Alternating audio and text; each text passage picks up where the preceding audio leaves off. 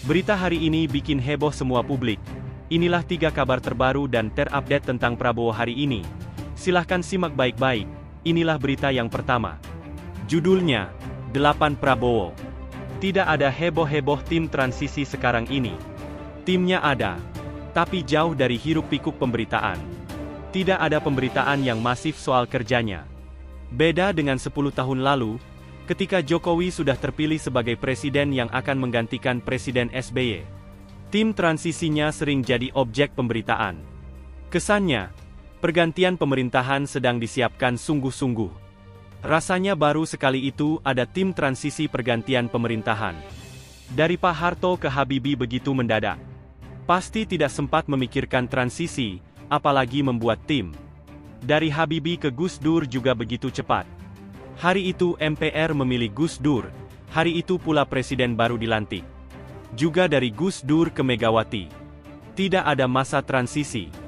Yang ada drama celana pendek presiden di istana. Sebenarnya era setelah itu sudah bisa mulai ditradisikan tim transisi. Seperti di Amerika. Tapi suasana kebatinan pergantian kekuasaan waktu itu tidak memungkinkan. Ada problem psikologis yang berat antara Megawati ke SBY. Baru di akhir era SBY, pergantian kekuasaan berlangsung normal. Dimulailah tradisi transisi kekuasaan yang baik. SBY memang dijadikan teladan dalam hal pengakhiran kekuasaan. Tidak ada isu perpanjangan kepresidenan atau periode ketiga. SBY juga aktif menyiapkan tim transisi dari pihaknya. SBY tidak mau ambil kebijakan penting di masa injury time. Bahkan tidak mau melakukan pergantian Panglima TNI yang sudah jatuh tempo. SBY tidak mau pasang jebakan untuk penggantinya. Dari Jokowi ke Prabowo sekarang ini juga sangat mulus. Dibuat mulus. Boleh dikata tidak ada pergantian kekuasaan. Ini hanya seperti kelanjutan pemerintahan Jokowi. Karena itu tim transisinya lebih senyap.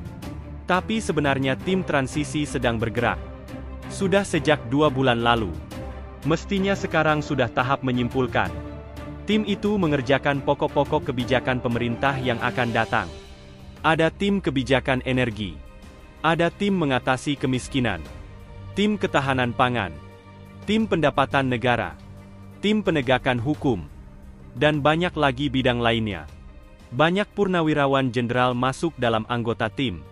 Dari intensitas kerja tim transisi sekarang ini, terlihat keinginan Presiden Prabowo agar bisa langsung tancap gas mulai hari pertama dilantik. Tentu masih pakai APBN yang lama. Ruang geraknya masih dibatasi alokasi anggaran yang sudah diputuskan DPR. Rasanya tidak bisa lagi presiden baru mengajukan perubahan APBN. Tinggal 2 bulan. Kecuali untuk APBN tahun 2025 kalau dianggap perlu. Yang bisa dilakukan Presiden Prabowo adalah memberikan sinyal-sinyal harapan baru. Bagi rakyat maupun bagi investor. Sinyal keamanan dan kestabilan politik rasanya sudah kuat. Apalagi kalau PKB dan PDI Perjuangan jadi gabung ke kabinet baru. Tapi tidak mudah memancarkan sinyal ekonomi yang kuat. APBN begitu terbatasnya. Apalagi dihadapkan pada tingginya utang luar negeri. Harga-harga komoditas ekspor tidak setinggi di zaman Presiden Jokowi. Di bidang ini Jokowi seperti dimanjakan Tuhan. Harga ekspor batu bara gila-gilaan. Pun kelapa sawit. Juga nikel dan bauksit.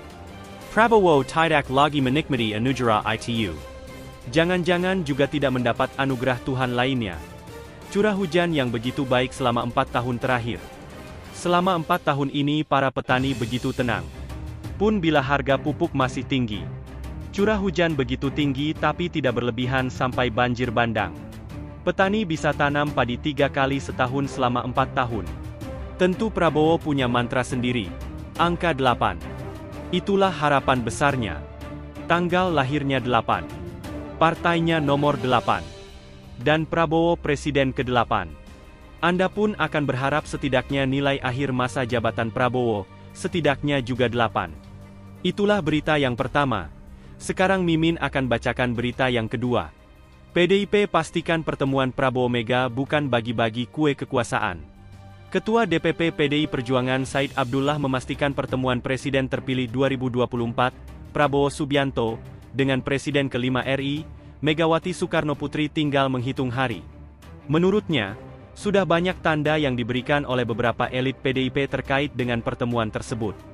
Bagi PDI Perjuangan, detik-detik pertemuan Ibu Mega dan Pak Prabowo tinggal menunggu hari, kata Said. Karenanya, Said berharap pertemuan kedua tokoh bangsa ini tidak ditafsirkan berbagai macam. Ia meyakini pertemuan dua pimpinan partai politik ini wujud kedekatan para tokoh bangsa.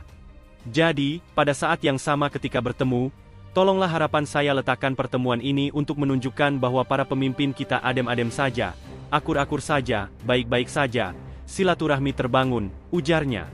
Adapun, Ketua Banggar DPR RI ini memastikan pertemuan keduanya tidak dimaksud untuk membagi-bagi kue kekuasaan pemerintahan Prabowo Subianto dan Gibran Rakabuming Raka. Ia menegaskan tidak ada tempat bahwa pertemuan itu bagian dari bagi-bagi kursi kekuasaan. Tidak ada itu. Bahwa pertemuannya itu dalam waktu dekat, pasti, ucapnya. Sebelumnya, Ketua DPP PDI Perjuangan Puan Maharani sedikit membocorkan soal lokasi yang akan digunakan untuk pertemuan antara Megawati Soekarnoputri dengan Presiden terpilih Prabowo Subianto. Menurutnya, baik Ketua Umum PDIP Megawati dan Prabowo tidak mempermasalahkan di mana pertemuan itu akan dilakukan. Sebab yang terpenting tempat itu nyaman bagi keduanya. Tempat enggak menjadi kendala. Tempat pasti asik-asik saja, kata Puan dalam konferensi pers. Lebih lanjut, Puan mengatakan Megawati dan Prabowo hingga saat ini masih mencocokkan jadwal masing-masing untuk bisa bertemu. Bahkan keduanya tidak terlalu mempermasalahkan lokasi pertemuan nanti. Bu Mega dan Pak Prabowo sama-sama menghargai, atau tidak ada keberatan nantinya tempatnya di mana, katanya. Itulah berita yang kedua.